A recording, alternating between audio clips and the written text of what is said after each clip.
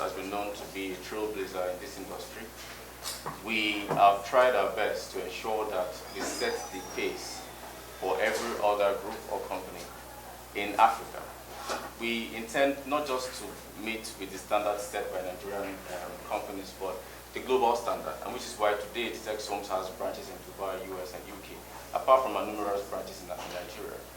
Now, what we intend to do this time around is to set up a global property brokers conference, right? This conference is actually one of the biggest conferences in Africa. We're bringing people like Ryan Sehant, we're bringing Grant Cardone. These are people who have done billions of dollars in real estate sales. The reason we are doing this is not because we don't want to just train our people alone, but to converge ideas together in the entire industry. We believe that if we work together as a team, that is everybody, every group, every company work together and provide ideas, we can do a lot more. Nigeria is home to a lot of ideas, a lot of intelligent people. We believe that we can do a lot more if we have a convergence of ideas like this, which is why we are putting up this Global Property Brokers Conference. Right now, everybody, insecurity is one of the major challenges we face in Nigeria. I just left TVC, and it's one of the things I was sharing on your view this morning. You can't just tackle security with just, bullets and bombarding and bombing people. I was in Medical in 2019. I went to one of the IDP camp, Gubi IDP camp. The place that I was supposed to take, because I was born there, so went to do some charity work. The place that I was supposed to take 3,500, you have 35,000 people there, right? They don't have a job. They don't, even I went to the health center, there's not enough medicine there. So tell me why, if Boko Haram is saying, I can give you more money, I can, and you'll be able to, even if you now die, you have 1,000 virgins. It's a no-brainer. So for us is that if we don't want security issue to continue to be a serious, particularly even here in the South, and it's here in the South too, right now, we have to, even as private sector, find a way to create jobs. Some of you were here last year when we announced that we're creating a platform to help employ 100,000 people in the real estate sector, and we're committing 15% of our income into that, right? And you saw when we launched the GCP program, this is a follow-up to that, where we said, can we bring the best in the world? Ryan Sahant is the #1 property broker in the world. He's based in New York. He's done over $4 billion in property sales. Every year he sells more than $1 billion worth of property. Why property brokerage? You do not need money to become a broker. All you're using is your credibility, social media, your connections, your network. And you don't even need to quit your existing job to do that. And if you look at one of the best things God has endowed us with, is real estate. Right? We have an office in Dubai, and we do real estate in Dubai. Dubai is just sand and water. Nigeria, you have mountains, you have all manner of landscape, beautiful places that we can really tap into. And Dubai economy today is not sustained by oil. It's sustained purely by real estate. And we can do the same. And the process to making that happen is actually the brokerage. Because it's the brokers that are the middlemen between the buyers and the what? And the sellers. They are the ones that are able to communicate to the sellers what the buyers want, and communicate to the buyers, okay, what the seller, can afford in terms of concession and pricing and things like that. So this is one of we hope that this movement will help to reduce unemployment issues in this country, will help to solve issues of security, as more people can then learn to know they can make it legitimately. As I heard about 13 years ago, also as a property broker, okay, as a property broker, and I know how far God has helped us with. Today we built a multi-billion naira property company with office in Dubai, UK, US, and Nigeria. We just opened our US office last month. So it can happen, and we hope that this conference, we're also having Dr. John Maxwell, who we all know is a leadership coach all over the world. John Maxwell is able to bring that leadership perspective, because everything rises and falls on leadership. And when we're looking at what is going on in Nigeria, we are having a leadership crisis. I was saying this on, I think it was Arise TV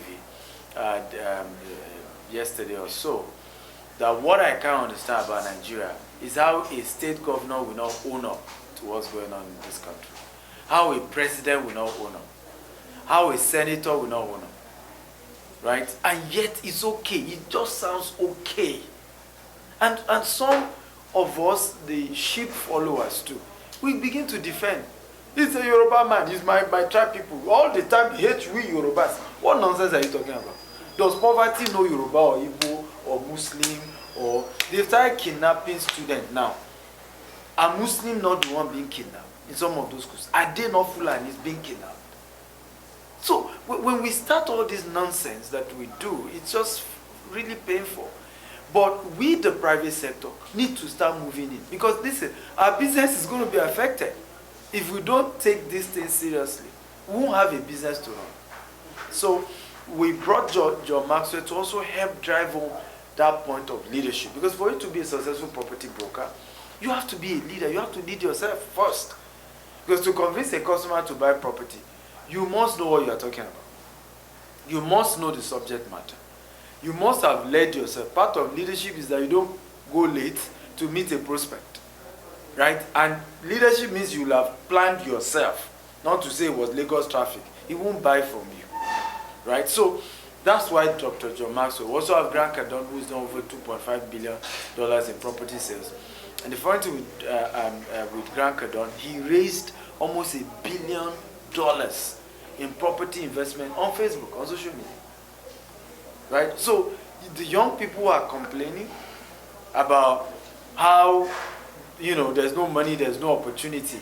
Instead of trolling successful people on social media, use that social media to say something. You can see the energy of the youth to easily fight and busybody on what is not your business. Right? People who really don't care. You talk the matter, it doesn't add any kobo to your pocket. Right? And it has become like something we're excited about now. Can we engage positively on social media? I have something to sell. Right? Sell something online and begin to build your wealth. And so these are some of the conversations we hope will happen.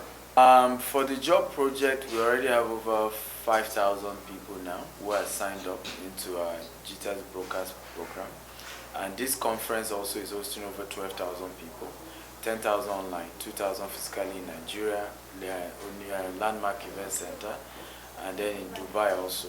Because one of the things we've done is to build that project too in Dubai.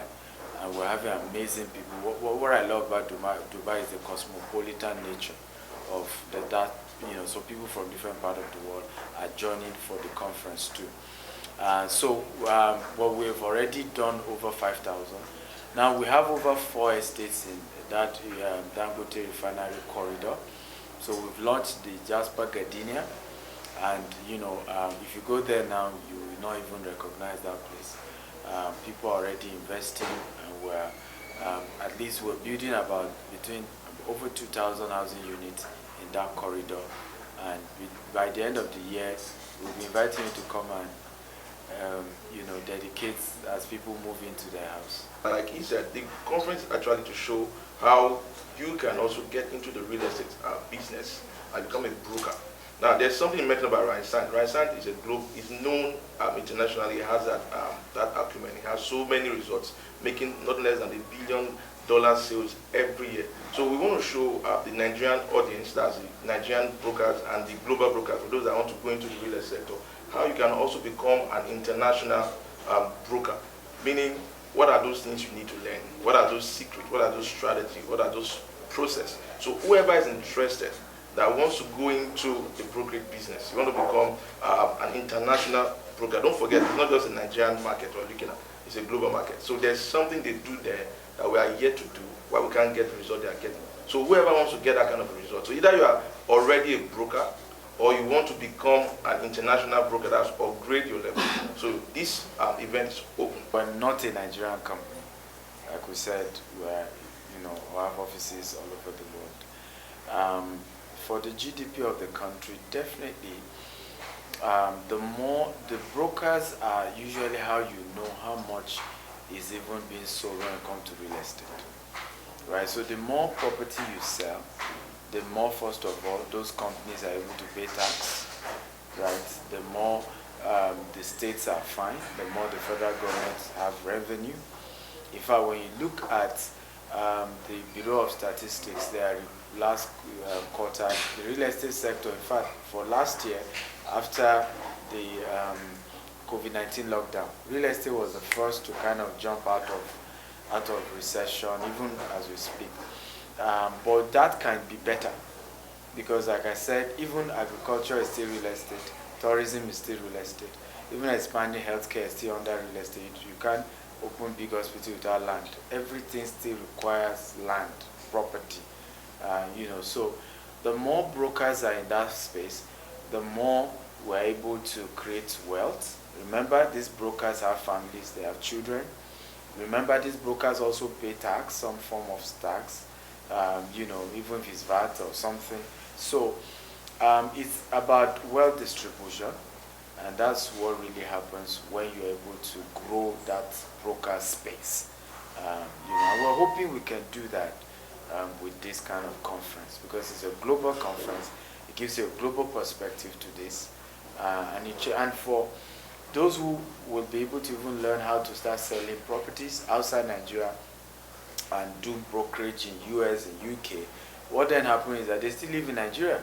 So now they are earning FX, right, which still even helps solve the challenge of, because first of all, you and I know that except for politicians who usually won't go through such brokers in the first place, okay? Most Nigerians cannot even afford to buy property in US and UK, in Dubai.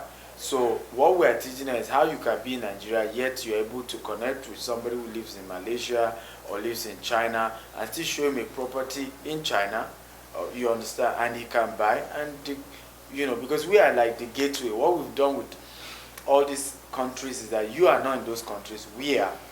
We have offices, we are registered, so we have connected directly with the developers outside Nigeria, right? All you are using is to begin to use the power of the internet, the power of email marketing, the power of social media marketing, to be able to get interested customers. Once they show interest, you link them up to our Dubai office, for example, and they take it off from there. The person buy, you get your commission. So you still see how FX is even still coming back to the country. Already taking 100,000, and between last year and now we already have over 5,000 people in the program. Now this conference will also empower another 12,000 people if all of them join our program. So you are looking at another about 15 million, being empowered through what we're doing. So we're already close to, our goal is 100,000 for 5 years, right? 100,000, Did you say 15 million? No, 15,000. 15,000. We already have over 5,000. The conference is streamed live physically to 12,000 people. Let's say out of the 12,000, 10,000 join what we're doing. That gives us another 15,000. Our goal is that between now and the next 5 years, we have 100,000 that we can say through our program are now able to become broker. If I want to funny thing with my interview today on TVC was, I remember Morayo was saying, we knew when Tope, was started following you, and today Tope is doing well, in the property industry as a broker. She's making, and she's one of the co-anchor of the View, so she was able to say, look, obviously there's a testimony. If we're even saying this is our colleague, and she had to even say thank you for doing that to one of our colleagues who we know, at least we knew her very well, and how she's doing well as a broker. And it doesn't stop her being on the View. So this is something very powerful and very real. In terms of reducing unemployment, that's why we made the event open. Hopefully other companies can plug in. We have taken 100,000. Imagine other companies that will take 2,000, 5,000, 10,000. That's how, because many of those also come in are business owners. Many of them are also leaders of brokerage. Some of them have 30,000 people who are under their brokerage, community space and all that. So imagine the ripple effect of that. So yeah, it definitely will pull down. The beauty about technology, and Nigeria, a lot of Nigerians are not waking up to this reality. The world is now a global village. There is no Ghana, there is no US, there is no.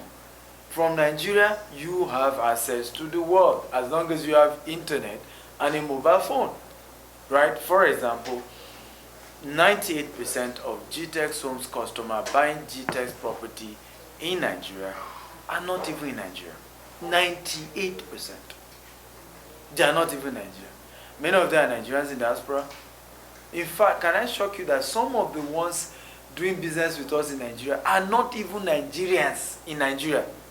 Sometimes they are foreigners in Nigeria who just want to do something, right? So, and that's the power of the internet. So you are talking about the market is the world, right? The market is the world. For example, if you look at the Dubai real estate industry, a lot of the people in Dubai consuming Dubai real estate are not Emiratis. Remember, Emiratis are less than 1 million. Dubai population is more than 10 million now, right? And that's what can happen to Nigeria. People are not getting it. Let's even say Nigerians can't afford it. If we really do our real estate sector very well, right? Non-Nigerians, we invest and rent it out to Nigerians, because remember, the return on investment on real estate in Nigeria is the highest. Lagos in particular, Goldman Sachs did a research. Lagos is number 1 in Africa. Abuja is number 2 in Africa. South Africa and Port Harcourt are number 3. So this is a major, huge, industry. What is missing is trained brokers who can communicate the value despite the challenges. Because one of the, what makes you a good broker is that people are going to tell you, should I invest in Nigeria despite the insecurity? What will you tell them? Ladies and gentlemen, this is even the best time to what? To buy. Because you're able to buy at a cheaper price. And this challenge of insecurity is not going to be forever. Tough times don't last, tough people do. Are we together? So, but it's a function of having brokers who are trained, who can communicate that perspective. And even the insecurity is not everywhere in Nigeria. I mean, I'm oftentimes not in Nigeria. I probably spend a month here and a month, to oversee other businesses we have. I just returned from the US. Almost every day there's a shooting. And we're not facing that reality. Almost every day in the US there's a shooting. In some cases, even the police that have shot somebody. Almost every day. So, but we in Nigeria have a way of narrating our own as if now our own, it's the worst. There's no place else that has even anything close. But we're not facing the reality that in America, somebody carries a gun and blah, blah, blah, before 6 people dead, 13 people injured. Well, that's not terrorism. My name is Okwemi Poluto, and I'm the sales manager for GTEx Homes. Just in case you're wondering, since there's the market, that's the people aspect. If you're wondering, is there the product? As much as people keep coming, reproduction keeps coming in, the land doesn't finish, if you have to check.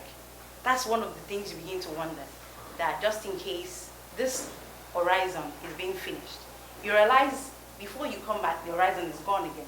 Like that it expanded. If you keep watching, eventually, before you know, it expands and expands and expands. The land doesn't finish. So, in as much as reproduction keeps happening, let's presume you want to get 2 children. You buy in the name of your child. Your child buys in the name of the first child, buys in another child, like that, and the product keeps coming in, and so does the market keep coming in. So that's just it. The market doesn't finish, nor does the product finish. It doesn't. It's big enough for everybody. Nigeria gives you higher profit margin than outside Nigeria. Even on return on investment. For example, if you're buying a 2-bedroom in Dubai, your return on investment, depend on the location, is as low as 4% to 7%, right? Now, in Nigeria, even on land banking, the return on investment in some cases is as high as 50%, 100%, right? Because, and that's the way life works. The higher the risk, the higher the reward, right? However, in those other climes, there's stability, there's consistency. You can almost say there's something called guarantee aside COVID that has shown us that nothing's guaranteed again anywhere in the world, right? But you can have that level of stability in other parts of the world, but the returns can be compared. That's why I tell people, and that's one of the reasons why GTech is able to really attract foreign investors, because we are also playing that climb. So you can't tell us what we don't know. We are with you in the US, in the UK, in the Dubai. So we can tell you, it's a matter of you choose. Right? Yes, Nigeria is not stable. There are issues, but the returns on investment is high. Plus, what we are then doing is what solves that. GTEx Homes is creating green and smart homes. We are providing security, CCTV. It's that kind of neighborhood that is safe, that will provide. So we are even solving that insecurity problem. If they have given us Sambisa Forest, we'll have built green and smart homes there. Right? And you won't have Boko Haram there. They probably will have also come to buy the property and live with us, okay, if they can afford it, or be part of building the estates, so they won't need to take arm. And that's the dimension government needs to start looking into the entire developing Nigeria. Look at it even in the US. Some of the presidents that have changed America, where the president will say, let's go back to work. Everybody, let's go back to work. And one of the biggest things they did was to invest massively in infrastructure. And infrastructure in terms of roads, in terms of buildings, in terms of, and everybody went back to working. And that's what I think we should do. All these state of emergency, declare state of emergency on real estate, on work, on buildings, on construction. And you see young people will have jobs. And we will not need to carry arms. Subsequently, because some of the speakers charge us as much as $50,000. I mean, we're talking about international speakers here. So it was quite capital intensive. But again, when you want to push something, just like in law of aerodynamics, right? You have to go with heavy force. And once you've broken, you may be a bit calm about it. So because we are trying to, it's a movement we're trying to create. We needed that heavy push at the beginning, and we wanted it to go. I mean, what we are paying to even the streaming platforms, the publicity, it's because we just want everybody to, like somebody posted something, say, when last did you hear a good news in Nigeria? And that's why I need to beg you, press people, put it out there, right? Because you're also not helping the situation. The person who said, when last did you hear a good news, right, in Nigeria, right? Because if you say Boko Haram has just killed 200 people, you are not lying, okay? But how does that provide job for me, right? How does that solve my problem? Are we together now? How does that prevent even me from joining the bandit? Direct me to where I can see opportunities. Like if we were to have charged for this event, we would have charged $2,000 per person based on the cost implication on us. But we decided to make it free, right? So the company is having to sponsor it and make it available. But it's up to you to make sure, because you don't need to be in Lagos to attend. You can watch online. If you help people to understand that, look, these are directions, these are opportunities that many young people need to begin to explore. I hope that does the magic.